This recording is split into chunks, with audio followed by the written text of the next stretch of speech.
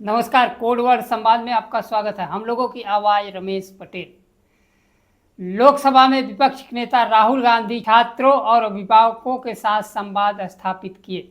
उन्होंने बताया कि केवल नीट पेपर के माध्यम से देश 1,32,000 करोड़ सरकार, लेकिन सरकार एक परीक्षा का भी बजट शिक्षा पर नहीं खर्च कर रही है। समय के साथ खबर पाने के लिए चैनल को सब्सक्राइब करें। नमस्कार, खबर विस्तार से।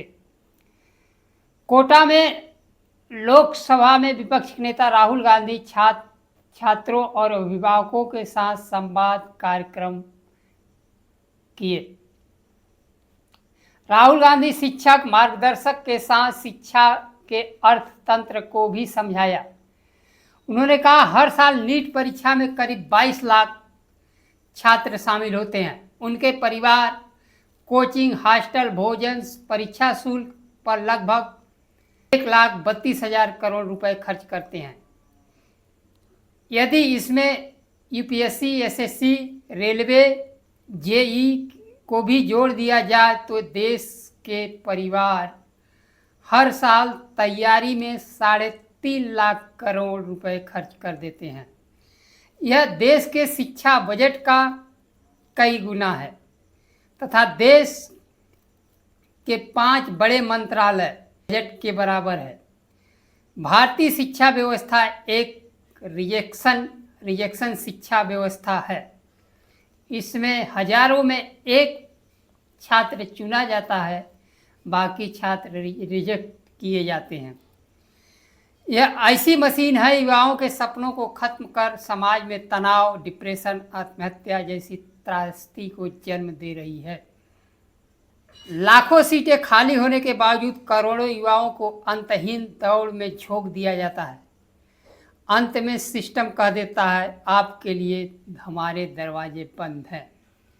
देश में शिक्षा तंत्र और रोजगार तंत्र में काफ़ी असमानता है। एक ही परीक्षा के लिए हजारों लाखों छात्र परीक्षा देते हैं, जिसमें से चंद छात्र चुने जाते हैं और बाकी रिजेक्ट कर दिए जाते हैं। तो नेता राहुल गांधी ने कहा, इस शिक्षा व्यवस्था और तंत्र को बदलने का समय आ गया है। राहुल गांधी ने कहा, छात्रों को अपने रुचि के अनुसार सपने देखने की आज़ादी होनी चाहिए। आज़ादी न होने के का ही नतीजा है कि छात्र परीक्षा रिजल्ट से ज़्यादा इस बात से डरता है कि कहीं पेपर लीक ना हो जाए। यही मानसिक तनाव उसे आत्महत्या जैसे कदम उठाने पर मजबूर करती हैं। उन्होंने कहा, 3,000 अभ्यर्थियों में से केवल एक अभ्यर्थी आईएएस बनता है, 30 छात्रों को आईआईटी मिलता है और 180 छात्रों को एमबीबीएस डॉक्टरी में प्रवेश मिलता है। यह व्यवस्था अधिकतर छात्रों के लिए निराशाजनक है। विपक्ष के नेता ने कहा कि अभिभावक कर्ज लेकर परिवार के भविष्य और छात्रों को भविष्य के लिए शिक्षा पर खर्च करते हैं। पिता का कर्ज लेना उचित स्थिति नहीं है और गुणवत्तापूर्ण शिक्षा देना उपलब्ध कराना भारत सरकार की जिम्मेदारी है।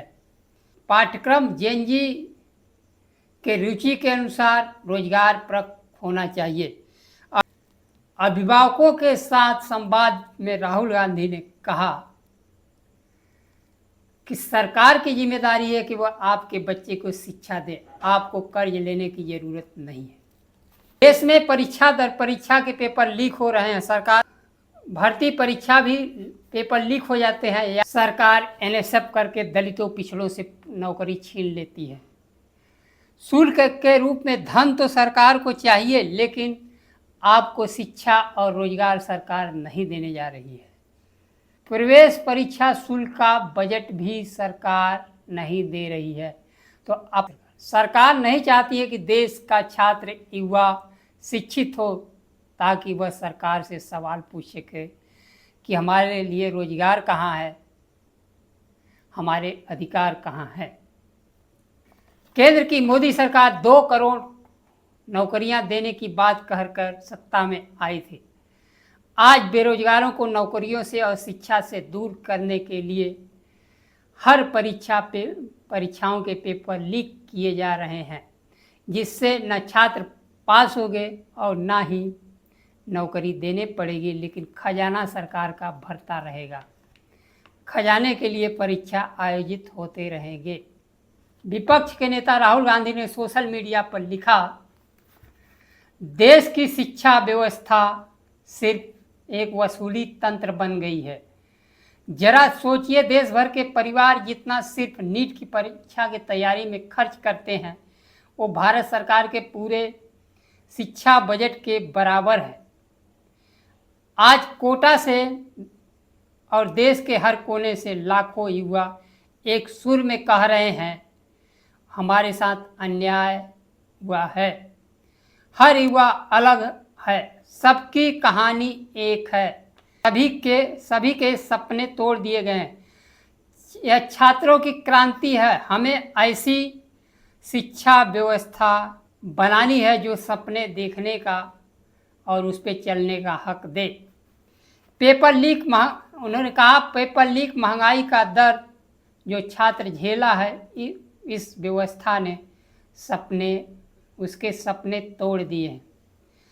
सस्ती शिक्षा, निष्पक्ष परीक्षा, सम्मानजनक रोजगार, जितनी नाम उतनी बुलंद की जिम्मेदारी सरकार की है, उसका बोझ परिवार उठा रहा है। देशों के विश्वविद्यालयों में छात्रों के लिए कार्यक्रम करते थे।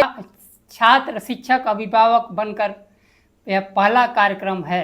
छात्रों को मेडिकल, इंजीनियरिंग, डॉक्टर, इंजीनियर, वकील, सेना जैसे रोजगार के अलावा अन्य तरफ में जिसमें छात्र की रुचि हो देखने की बात कही।